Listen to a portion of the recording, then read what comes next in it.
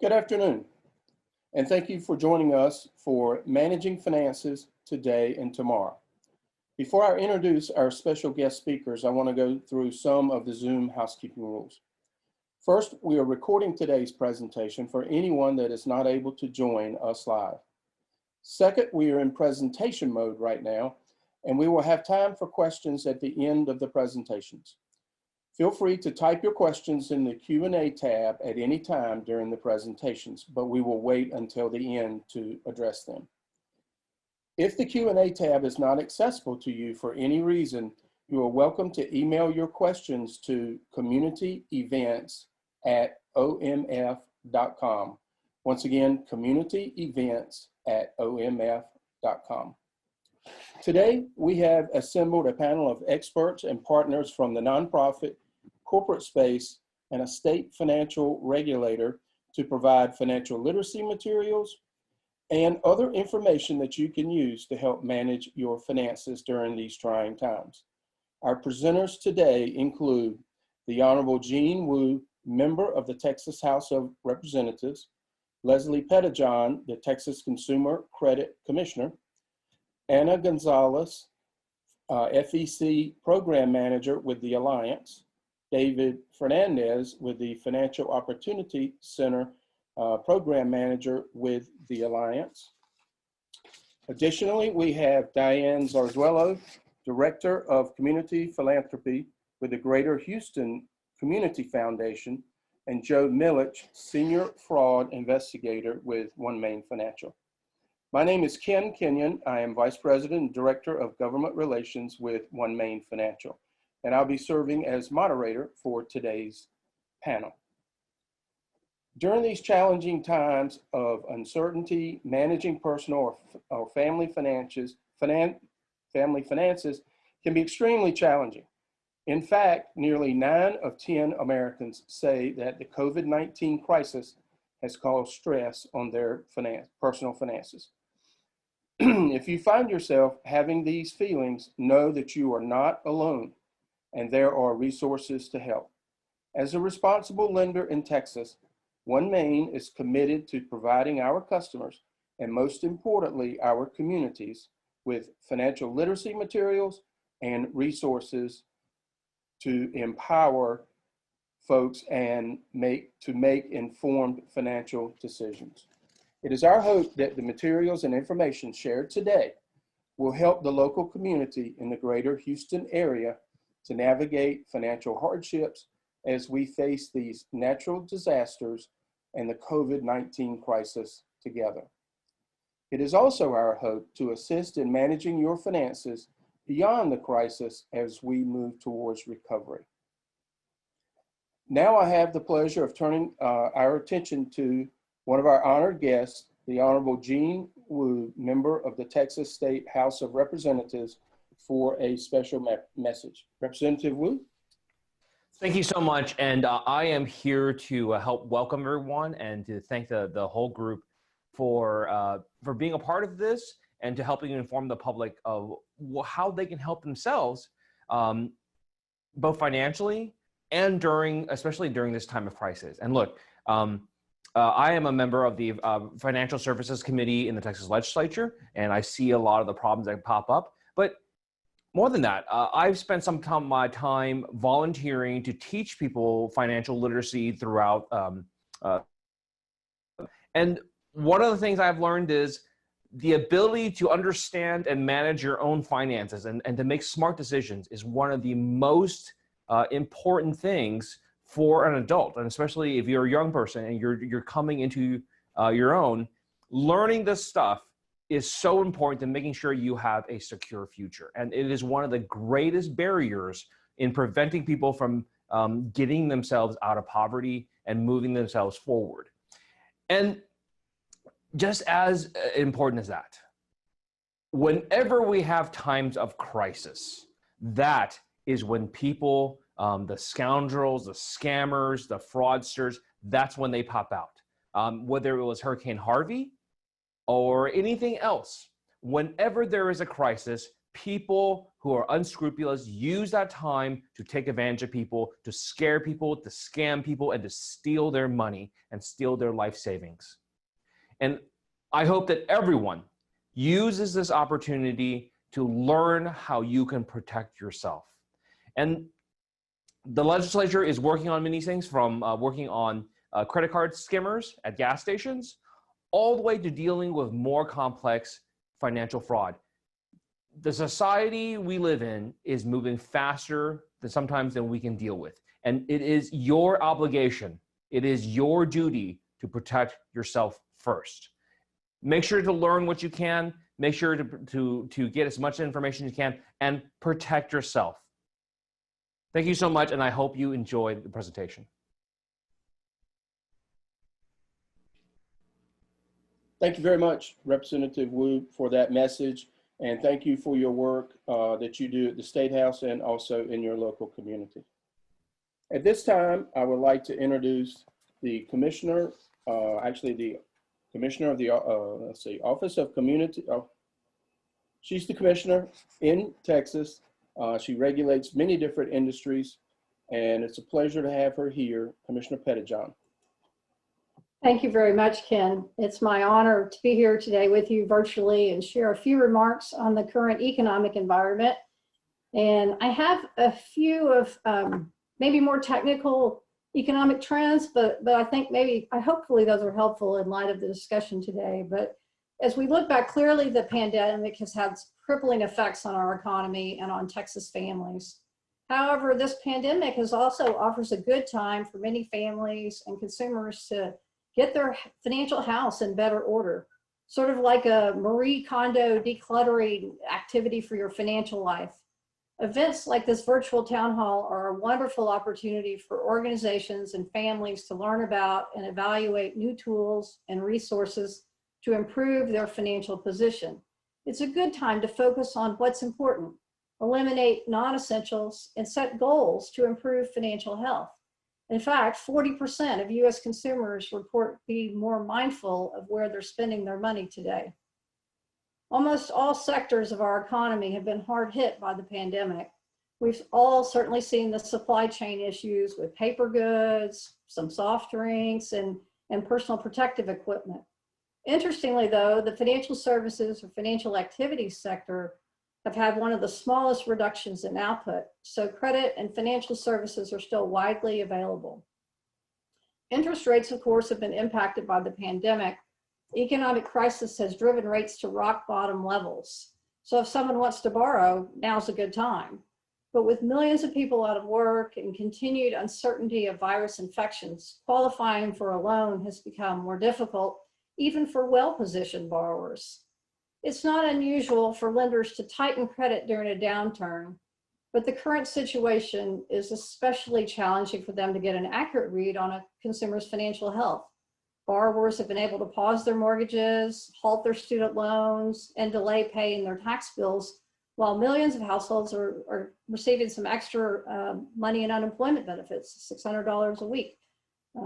All these unusual circumstances have made it more difficult to determine whether someone's a good credit risk. In the mortgage market, we're seeing as a consequence some generally tighter underwriting, enhanced documentation requirements, and especially for self-employed or gig workers, and of course there are a lot more of those these days. And we see situations where larger down payments are being required. Interest rates for both new and used vehicles remain low, below 4% at many banks and credit unions, but those typically are reserved for the most qualified borrowers. For less qualified borrowers, rates are much higher and are going to vary greatly by the borrower's credit score, along with the age and condition of the vehicle. Unemployment has been one of the largest causes of shock to consumer household finances. Large income losses can cause households to both struggle to pay bills and to increase their reliance on debt. The CARES Act, which was passed by Congress, directed some relief to consumers who have federally backed mortgages or federally held student loans. Otherwise, for all other types of debt, such as credit cards or auto loans, for payment assistance or forbearance, customers and consumers must work directly with the creditor or with the financial institution. According to some data analysis from the Consumer Financial Protection Bureau, from February to June of 2020, for auto loan, mortgage, and credit card accounts, the accounts that newly transitioned into delinquency actually decreased by less than 1%. So that's a positive trend that we've seen as a result. However, we look at overall delinquency, and that really has increased across almost all types of consumer debt. In particular, auto finance loans, consumer finance credit lines, and student loans have been particularly likely to be delinquent. For the first quarter of 2020, approximately 14% of auto loans and over 16% of student loans were already delinquent. And in the second quarter, we've seen the percentage of seriously delinquent mortgages jump up to 6.8% from a lower amount of 1.4% in the first quarter. I saw a recent statistic on TV, I think earlier today, that said 1 out of 5 families are struggling to pay their mortgage. So clearly there are some devastating effects out there as a result of the pandemic and the other disasters. We are seeing, though, that consumers are receiving some assistance with their debt, whether that may be through the provisions of the CARES Act or directly from creditors. According to some of that same research from the CFPB, the share of open accounts that are transitioning into some kind of assistance increased sharply beginning in March of 2020, but the magnitude of that increase varied, of course, by the account type. Also between April and June, we began to see, the research shows the transition out of that assistance. This could be because the terms of assistance ran out or because the consumer actually began providing their own regular debt payments. One of the more interesting observations and economic data points has been between March and June of 2020 that we've seen credit card balances have declined sharply. Average balances are almost 10% lower in June of 2020 than they were in June of 2019. This may be reduced to reduced spending by households, or it may also be the use of additional government stimulus benefits to pay down debt balances. Regardless, it's a positive trend that debt balance load is declining. With the uncertainty surrounding the economy, families are naturally holding on to their earnings and not spending as usual, even if they haven't really experienced an income shock. Personal savings have surged as a result, and that is very positive. The personal savings rate has more than doubled to 19% in June from 8.3% in February. It's, of course, been a tough situation on the unemployment front. In some of the Houston sectors hardest hit by the pandemic, accommodations and food services, manufacturing and retail, the year-over-year job losses have accelerated. And of course, job losses have also been felt in the oil and gas area due to low prices of oil. But businesses have quickly adapted, especially small businesses, but these businesses are adapting to all manners of e-commerce, which has helped to blunt some of these devastating effects. But that hasn't been enough to sustain the level of activity, which would mean greater employment. The good news is Texans are adaptable, and we're starting to see some slow signs of recovery.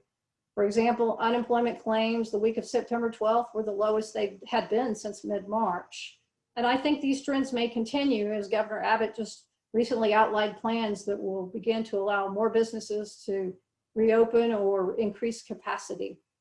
So overall, I would say that while the pandemic has had devastating effects on our economy and families, and particularly those of women and children, there are some economic trends suggesting that as a nation overall, our response shows some modest stability, along, of course, with those spots of weakness in the midst of all this uncertainty.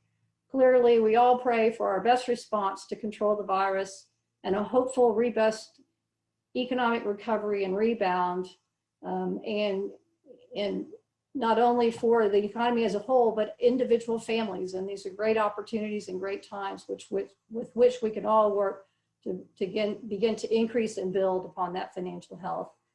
Thank you, and thank you for the opportunity to be with you today. And I'll turn it back to Ken. Thank you very much, Commissioner. And we'd also like to thank you for your stewardship over the various licensees that your department covers. At this time, we're going to transition to presentations from our partners for today's webinar. I'd like to introduce Anna Gonzalez, FEC Financial Empowerment Center Program Manager with the Alliance. Anna?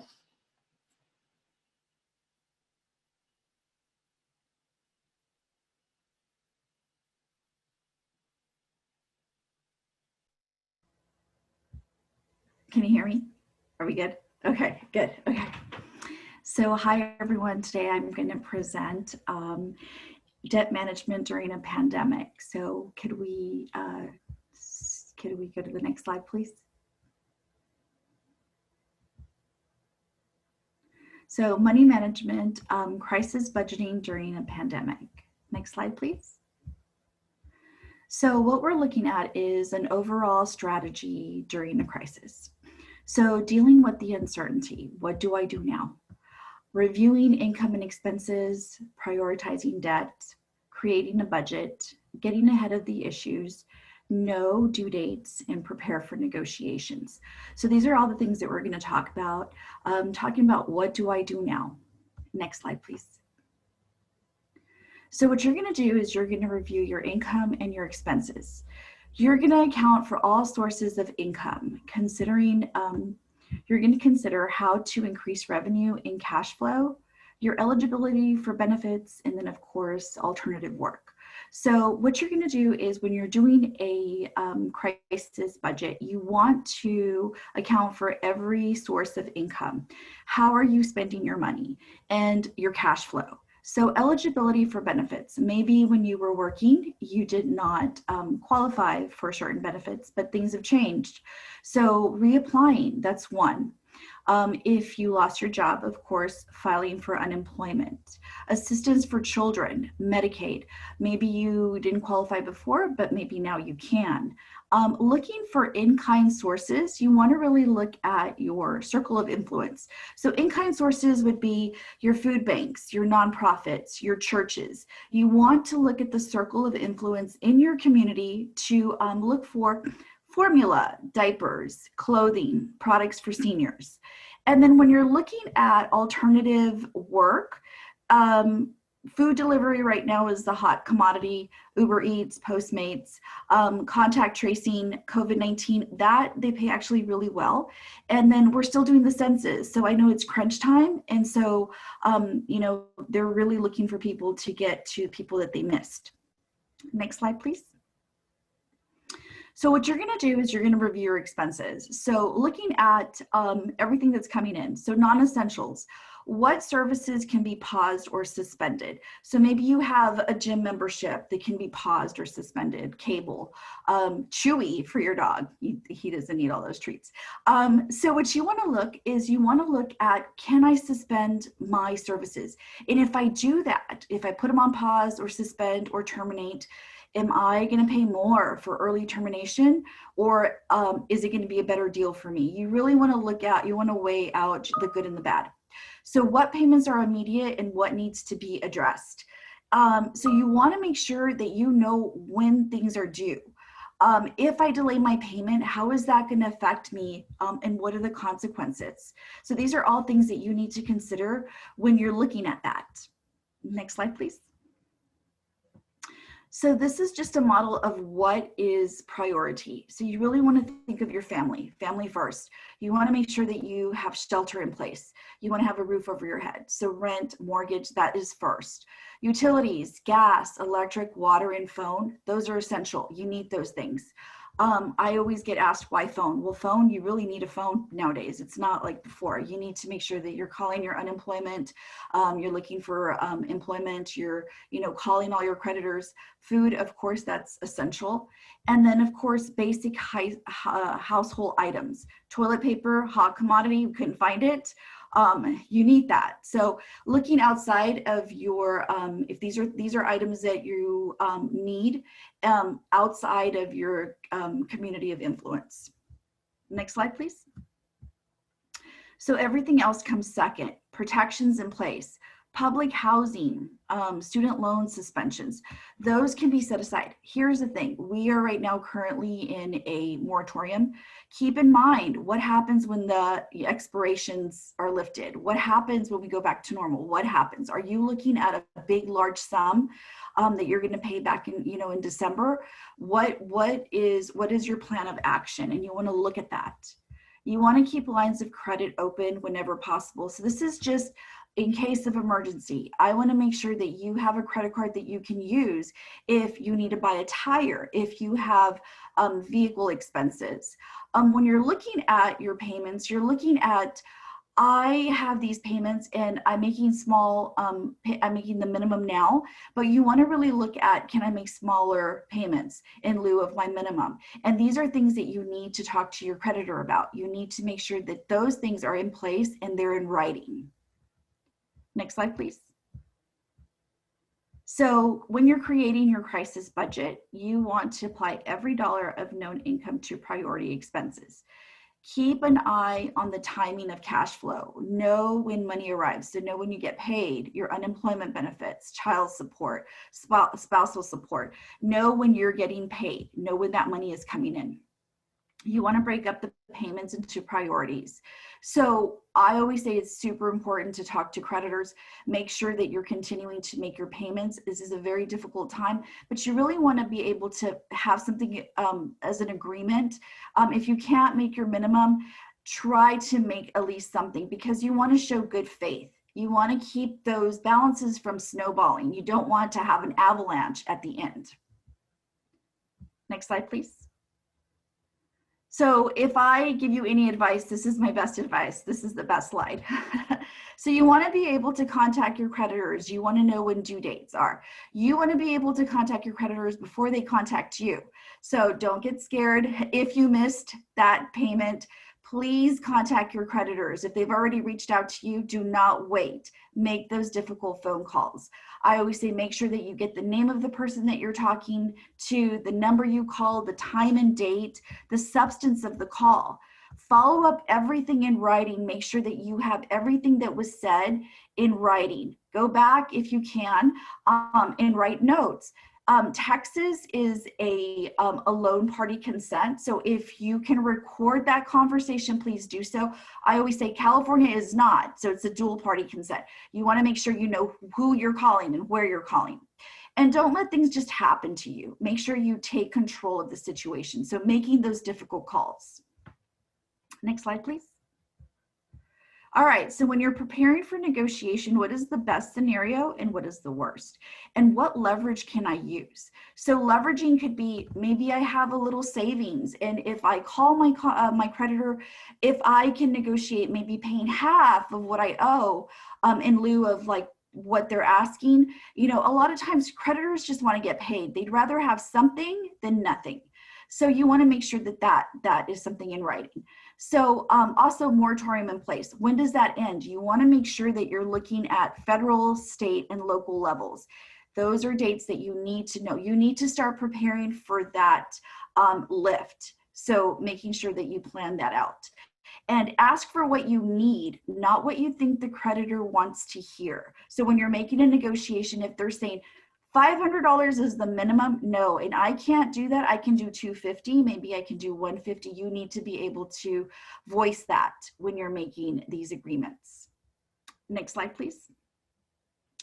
So monitor and empower yourself. This is continuing to review all of your incomes. You're wanting to make sure what's going in, what's going out. You want to stay in contact with your creditors. You want to make sure that everything is on a monthly calendar. You want to make sure when things are needing to be paid. And then you want to think of what if. You want to keep an eye on the long term. What are the scenarios? What is my path? Let's plan that out. And you really want to empower yourself and take control of your situation. Next slide, please. So how can we help? So the Houston Financial Empowerment Center will walk you through those difficult calls. We will be with you to make those calls to creditors. We help you with negotiations, deferring student loans, talking to your service provider. Rental and mortgage information, we're able to provide that information for you, what's going on in the community in the city of Houston, understanding your credit, and of course, planning for your future. So these are all the things that we can help you with. So now I'm going to hand it over to my colleague, David Fernandez. Thank you, Anna. Go ahead, David. Hello, I'm David Fernandez. I am the LISC Financial Opportunity Center Program Manager at the Alliance. And I'm here to talk about your job search, which is a very important part of your financial stability and your financial income. Next slide, please. So what can you do to get a job during COVID-19? If you recently lost your job, now is the time to do a self-assessment. You can take a look at your work experience and identify your transferable skills. These are the skills that you've learned either in school, in training, and on the job that help you do the job that you have been doing, but also are highly transferable to all other types of jobs. With the knowledge of what transferable job skills you have, you can start exploring what other employment options you have and come up with a job search plan. Next slide. So if you're not able to find a job in the field where you had just worked in, one option is to find a gap job or a survival job. Now, are these good jobs? Are these bad jobs? They are temporary jobs to fill your needs for employment and income now, but they're also an opportunity. By identifying your transferable job skills, you can explore what other types of jobs you can do that may also fall along your own career pathway. You could also take advantage of this opportunity in a survival job to build on your transferable job skills, to accumulate more skills, so that when you re-enter your career pathway, you're in a better position than before. And most importantly, you want to make sure that the job that you're applying for now covers the expenses that you have today, so that you're able to cover all your expenses during the COVID. Next slide. You also want to know which employers are actually hiring. What are the jobs they're looking to fill? Once you identify those, you could also identify which of those jobs you could fill yourself because you have identified your transferable job skills. Nowadays, during the COVID shutdown, technology requirements are even more important. More and more jobs are being done remotely. So you want to do an assessment on what technology you have available to you and what you're familiar with using. Next slide. Don't forget that there are a lot of jobs where you can actually work at home, especially now during COVID. Here's a list of some of those jobs that a lot of people are securing now as their survival jobs or their gap jobs. Customer service, if you speak another language, there are translator jobs, data entry, the one thing I wanted to point out about these jobs is that they all require two very strong transferable job skills, computer skills and customer service skills. When you take a look at your work history and you identify your transferable job skills, you most likely have those skills. So these jobs might actually be a very good option for you. Next slide. Okay. Job fairs, virtual job fairs have become the new norm during COVID. Before the shutdown, you were able to meet employers in person in job fairs. Well, now they're done through video conferencing. It gives you the opportunity to connect with a diverse group of employers. These employers use group chat, private chat, video chat. However, there are some limitations and restrictions. These challenges are a lot of times the conversations are timed. You cannot shake hands with them, make an impression with your handshake. You cannot collect business cards, and you cannot pass out resumes. So what can you do to prepare? Next slide. You can have your resume available in PDF form. By preparing your resume beforehand, you're able to upload that resume into the chat during the video conference call. You could also email it to the employer. To deal with the time constraint that you have with the employer, you can practice your elevator pitch. By practicing how you talk about yourself in a short amount of time, only a couple of minutes or so, you feel more confident and you come off to the employer through video conferencing as a more confident applicant. You want to make sure that you know the technology, right? So you're not fumbling with the actual technology as you try to make a good impression on the employer. Because it's all done online, you also want to make sure that you have handy the ability to take notes. Because you can't get their business card, you want to make sure that you're able to jot down or type in to save their contact information for follow-up afterwards. After the virtual job fair, you want to use that information to do research on that company and to send a thank you email. Next slide. So to know the ins and out of the technology, you could actually practice now, long before the virtual job fair. Zoom, Teams, a whole bunch of all these different video conferencing software is free, and you can practice. One advantage is that you can actually record yourself and take a look at how you interview online. Make sure you take it just as seriously as you would an in-person job fair. So dress for that interview. You could also use that opportunity to check for camera angles, audio settings, how to upload your resume in PDF form. But most importantly, you want to make sure that you smile. Okay, that's one of the biggest things that a lot of people forget to do. You are on camera the whole time. Next slide. Okay. Do not be this guy, okay? You want to make sure that your environment is also professional. You want to make sure that you have good lighting. You want to make sure that you have a professional appearance. Good posture is good in person as well as online. So this gives you an opportunity to practice ahead of time on what impression you convey online. Next slide. Another thing you can do is learn how to beat the ATS system. ATS is the applicant tracking system.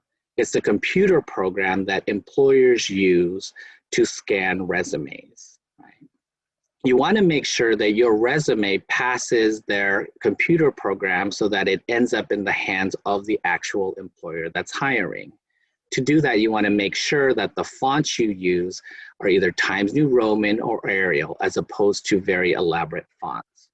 You want to make sure that it's readable, so it's at least 11 points or larger. No pictures, graphs, or tables. Do not use italics. You want to make sure that they're aligned on the left margin so it's easier to scan. But most importantly, you want to use the actual job description of the job you're applying for to find words to express to the employer your transferable skills, the value proposition you give to them. Use the exact same words that the employers use, so that because those are the words that the ATS system are actually screening for. Okay. Next slide.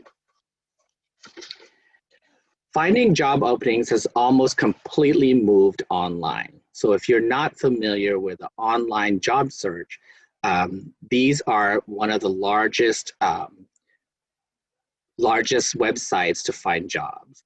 Become familiar with how they work and how to navigate all of these systems. Next slide.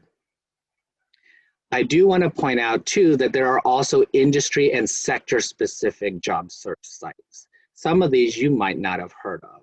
So for example, higher ed jobs, or for jobs in higher education, idealist jobs or nonprofit jobs. Some of these are graphic design jobs. You want to make sure that you look at these specific job search sites for your chosen career. Keep in mind that you want to find a survival job or gap job that could also help you along your own career path, that will bring you, that you will continue to work in after COVID-19. So now I would like to bring back Anna to help us explore ways to take care of ourselves as we manage our finances and look for a job during COVID. Anna? Hi, everyone. So 19 ways to cope with COVID-19. So 1, unplug. When was the last time you turned your phone off? Really hard to do nowadays, but unplug. 2, get to know yourself. When was the last time you really did some self-reflection, thinking about yourself and why you're feeling that way?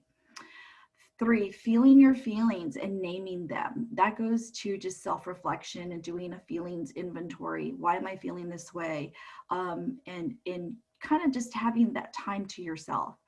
4, create a new routine. This is something that's really important. please get out of your PJs, get up early. It really makes the day, you know, it just makes you feel better. Get dressed. So getting out of your PJs, go outside, take a walk around, you know, get some fresh air.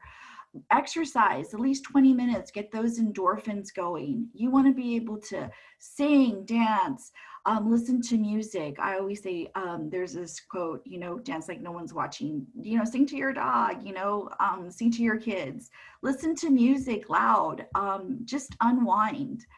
Create something, DIY, look at YouTube if you don't know how to do something, or maybe you want to learn a new skill. That's what it's there for. Nap, that, you know, self-care, take a nap, read something. You know, when was the last time you picked up a book, something that you didn't have to do for work? Journal, write stuff down. I'm a big, you know, I'm big on journaling. I think that's really important. Write stuff down to, you know, just kind of get it out there. Stay connected. Call. When was the last time you called your grandma? You know, do some FaceTiming. Breathe, meditate, and lastly, don't put unnecessary pressure on yourself. We are in this together and you are not alone. So we're the Alliance. Presentation will be emailed to you with all of our services. The Alliance is, we have free services for everything. So we look forward to you reaching out to us. Thank you so much for having us. Thank you very much, Anna, and thank you very much, David. We also would like to thank the Alliance for their participation today. And thanks for the graphics as well on the 19 ways to cope, Anna. It was very nice.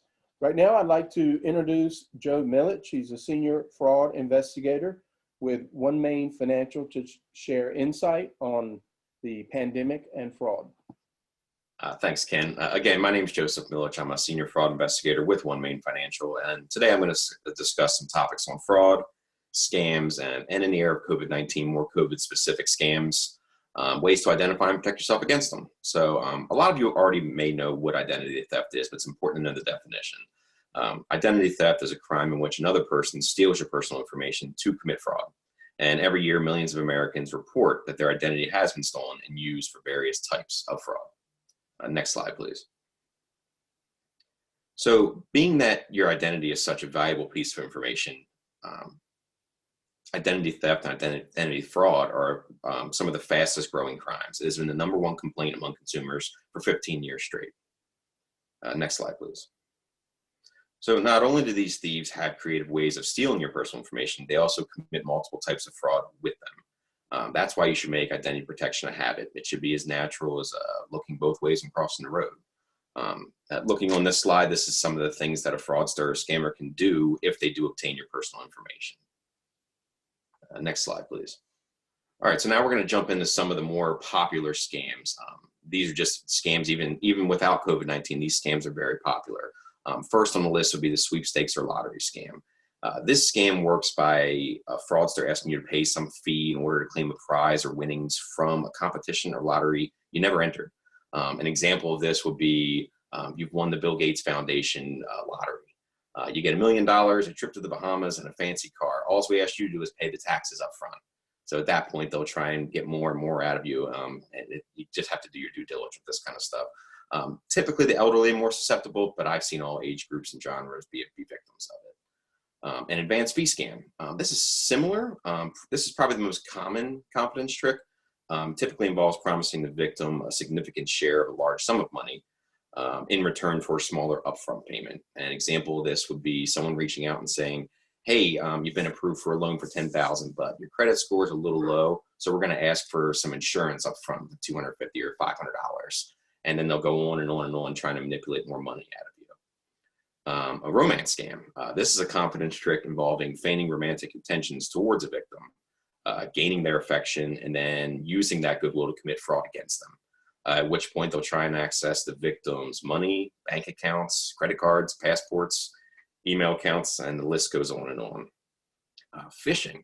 I'm sure everyone listening in today has seen a phishing email or text come up. Phishing is very popular. It accounts for 90% of all data breaches. It's the fraudulent attempt to obtain sensitive information, such as usernames, passwords, credit card details, by usually disguising themselves as a trustworthy entity in some sort of electronic communication.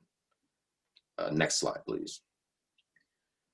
So in the era and wake of COVID-19, they've used a lot of these old ways and manipulating to take advantage of people during the pandemic. These are just some, not all, just some of the more popular ones that are out there. One of them being the stimulus or phishing. If you get a message claiming to be related to the government's monetary help for people affected by the coronavirus, the stimulus package, I've even got one of these. Best thing you can do with this is don't open it. If you open it, they're just going to try and expose your device to some sort of malware or add your phone number to the list that are sold to other scammers. The fake test kits sales, that's exactly what it sounds like. Some of these scammers are setting up staging sites that look like the real testing sites, and at this point, they're trying to take their personal information and even some monetary funds. Charity scams. The scammers are just targeting generous people by setting up fake charities. Best thing you can do with this is before you give money to anyone, do your due diligence. Look into it, make sure it's a legitimate charity before you give any money or information. And then the fake cures and treatments. These are where the fraudsters are peddling everything from teas to essential oils to high doses of vitamin C, all with no evidence that they actually work. And again, these aren't all of them, but to put this into perspective, the Federal Trade Commission recently released some data regarding fraud related to the coronavirus.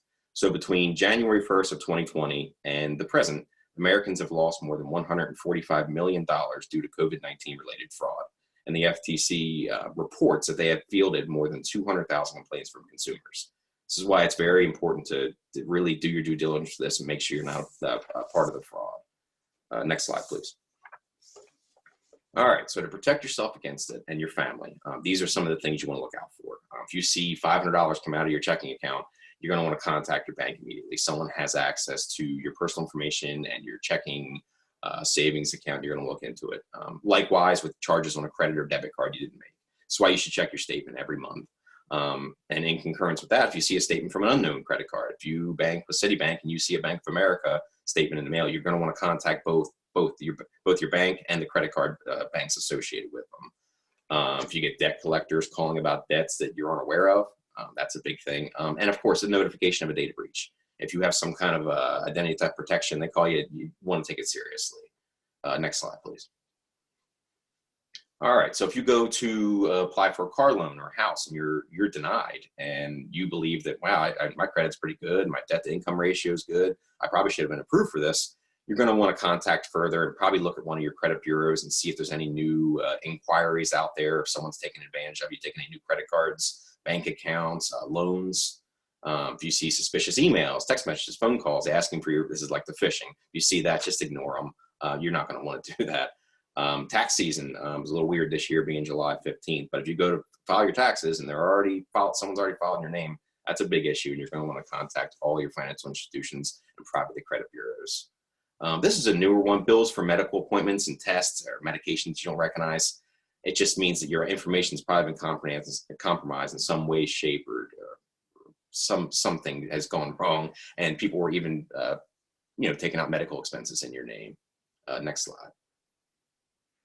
All right, so if you have been the victim of identity theft or part of these scams or some sort of the fraud, if you've given money to anyone, number one thing is to stop communication. Don't want to send any more funds and cease all communications. You're going to want to tell your bank or lender, financial institution, they have certain protocols that hopefully they can get some funds back if you did send them and get you new bank accounts and help you to protect yourself.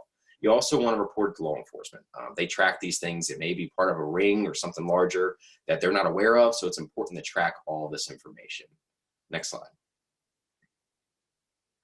Another important thing, you want to contact the Federal Trade Commission. The FTC, Federal Trade Commission, a lot of these operations are operating overseas. So there's only so much that our law enforcement, like FBI, local law enforcement, can do in these situations. A lot of the times it takes the FTC getting multiple complaints. Just as I said earlier with the COVID, 200,000 plus complaints, they're going to look into this stuff. They don't want to get all these complaints all the time. So it's very important to do. And probably most importantly is you want to contact your credit reporting agency, either Equifax, Experian, TransUnion. You can call them. They all work together. So if you put an alert or you freeze your credit on one, they all work together. And what an extended fraud alert is, which I would recommend, you call them and say, listen, I've been the victim of fraud, and give them a police report number. They may ask for a few other things. And before anyone can open up a line of credit or anything in your name, they will have to contact the number that you designate that's your number before dispersing the funds. And if you're not going to make any big purchases, such as a car or a mortgage, a home loan, I would just freeze your credit altogether. You can always unfreeze it, and this way you know you're safe. No one can take any funds out. I believe, is that the last slide? Yep, that's it. I'll hand it back to you, Ken. Thank you. Thank you very much, Joe. We appreciate the insights on that. At this time, I'd like to introduce Diana Zarzuelo. She is the Senior Director of Community Philanthropy with the Greater Houston Community Foundation. Diana? Great. Thanks, Ken. Good afternoon, everyone. My name is Diana Zarzuelo, and I'm Senior Director of Community Philanthropy at the foundation, the Greater Houston Community Foundation. I'll spend a few minutes just telling you a little bit about the Community Foundation and its new strategic initiative called Understanding Houston, as well as COVID-19 resources that are still available right now in case you or anyone you might know, friends, family, or neighbors needs financial assistance during this difficult time. So just to quickly start off, the Greater Houston Community Foundation celebrates its 25th anniversary this year with a new purpose statement to inspire and create meaningful and positive change with our donors and for our community. For much of the foundation's history, it's served individuals, corporations, and foundations in supporting their philanthropic giving to nonprofits across Houston. But this new purpose statement really underscores the foundation's new commitment to having more intentional community impact. Just a few quick highlights capturing the foundation's footprint in Houston. In 2019, the foundation supported our donors in giving $132 million in grants to over 4,000 nonprofits in the region. And much of that went to human services, education, and other public benefits like community development, hospitals, and civic associations, for example. Collectively, this means GHCF donors are one of the largest grant makers in the Houston region. And as part of the foundation's kind of broader and growing commitment to community impact, the Community Foundation launched a new resource at www.understandinghouston.org late last year. So if you were to visit it right now, you'll be able to find data, key insights, stories on 8 quality of life topics, 43 subtopics, and over 200 indicators from 70 data sources for the 3-county region in Houston, so Harris, Fort Bend, and Montgomery counties. This tool is meant for our donors, our nonprofit partners, but it's absolutely open and available to anyone interested in learning more about quality of life issues in Houston and engaging to make a difference. So I just wanted to show, next slide please, the 8 key topics at a high level: arts and culture, civic engagement, community context, economic opportunity, education, environment, health, and housing. And just to provide a quick taste of what you can find at understandinghouston.org, that also sets up our conversation related to the pandemic and financial resources, I wanted to highlight just 3 quick stats related to economic opportunity in our region. So first, next slide, please. Overall, we've seen pretty modest gains in median household income in recent history across the 3 counties. And this is despite fairly consistent growth in GDP and overall wealth in America and Texas, with current events, of course, being a big exception.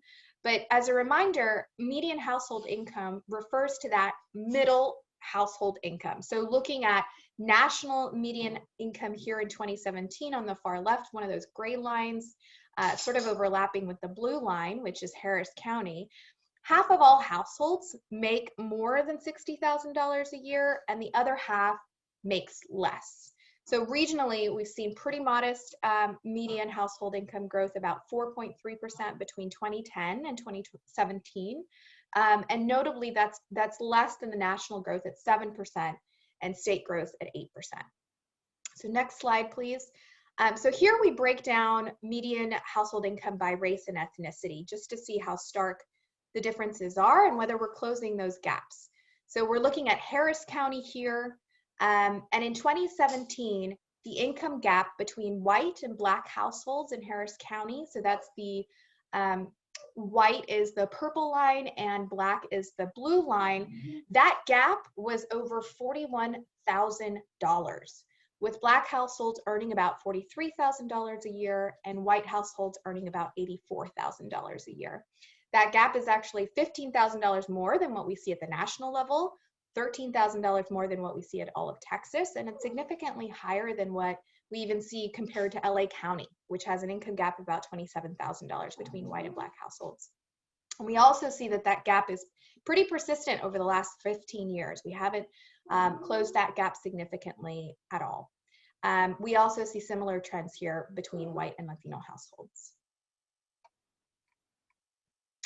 So finally, looking at income data for working families compared to what it really takes to cover basic necessities like childcare and healthcare, we see that about 1 in 4 working families are struggling. This is data from United Way, and researchers essentially call these families ALICE, which are asset limited, income constrained, and yet employed. So working families that are really having a hard time covering all expenses.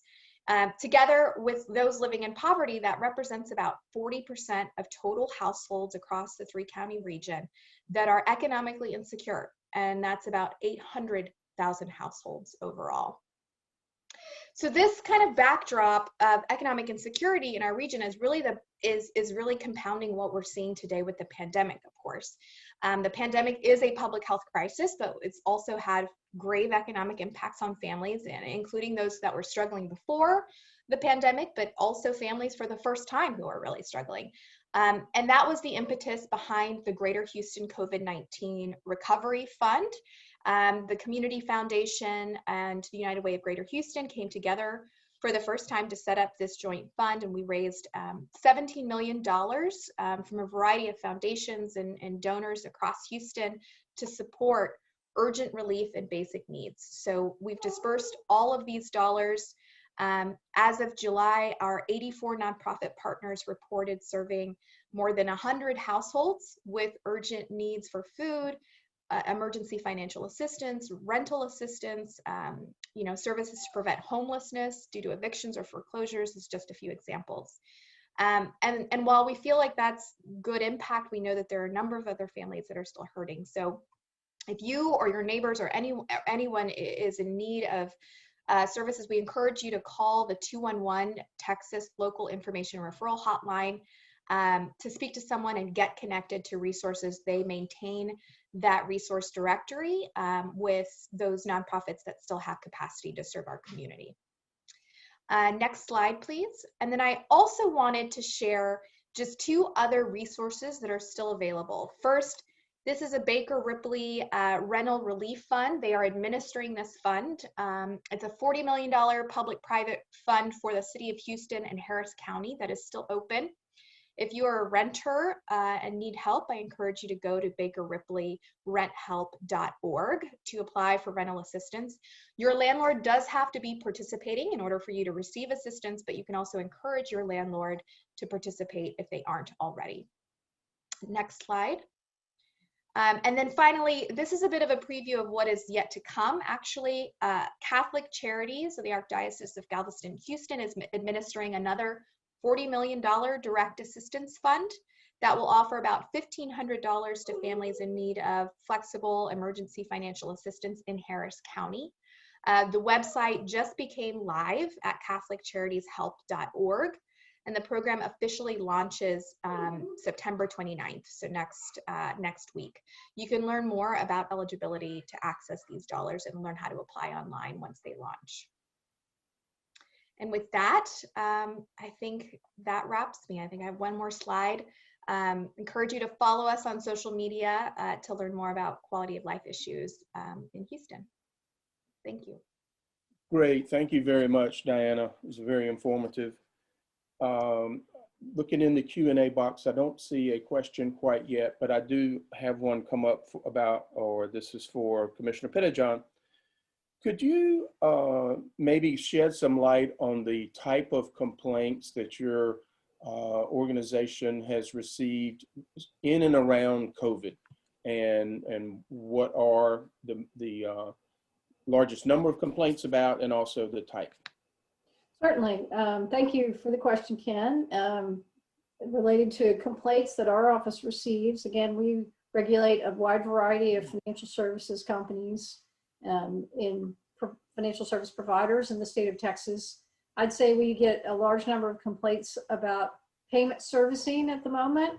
And a lot of times I saw an earlier slide that was really good about consumers should document their conversations when they contact their creditors, because sometimes what people, one side of a transaction, what people think they've agreed to is something different from what other people, to make sure we have a good understanding. But we get complaints relative to payment servicing, I think is probably pretty high on the list. I think folks are genuinely trying to work hard to make things happen. I think we've seen great actions by many creditors trying to make accommodations, but that probably would top the list. Great, thank you, Commissioner, for sharing that. I have one other question, and this is for Anna Gonzalez. And if you could shed some light on where can someone go if they need immediate help with bills or expenses? So I'm glad that the Greater Houston's on. So we really looked to speaking to our nonprofits in our community. So I think it's really important to do research. There's a lot of nonprofits in the city. So the Alliance had funding. We don't have funding that I know of. David, do you know currently? But I would really look out, check out Baker Ripley, MAM, help me out here, David. Let's see, United Way. I really think it's important to do research.